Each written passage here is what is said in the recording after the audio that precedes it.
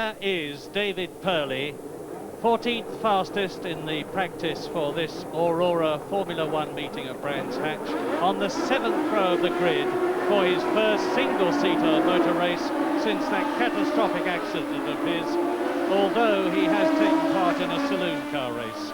And this is the warm-up lap, 2.6 miles around Brands Hatch to get the tyres warmed up and generally settle down.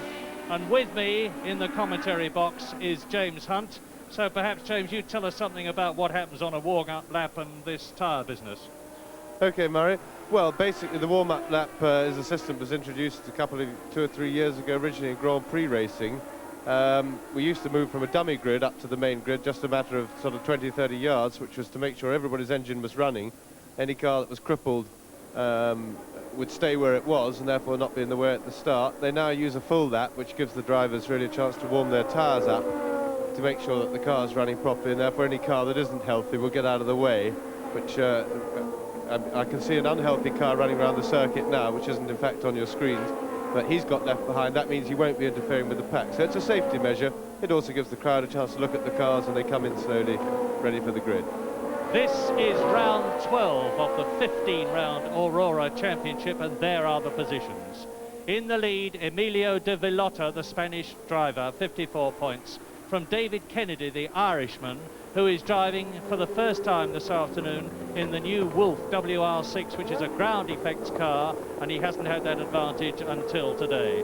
In third position, Rupert Keegan, tied with Guy Edwards, and that's Keegan's car, which is fumbling its way round the circuit as the rest of them come up to the line here. Keegan, the man who is in pole position and who, with Edwards, Zunino, Kennedy and Villota, have all unofficially broken the lap record, and Keegan desperately wants to do well in this race, to do better in the championship, in the hope that he will get back into Formula One Grand Prix driving next year. But you can see a blank spot alongside. There is Keegan coming up, hopefully to join Guy Edwards, who is on the front rank of the grid, and it's a 40-lap race. There is the lineup, and away, and it is Guy Edwards who leads into the first right-hander at Paddock. Guy Edwards in the Fittipaldi, and going through on the inside, that's Ricardo Zunino, the Argentine driver, in the Arrows A1. Up Hailwood Hill, there's Zunino, number 17, leading from in second position as they come down round the left-hander at Graham Hill Bend.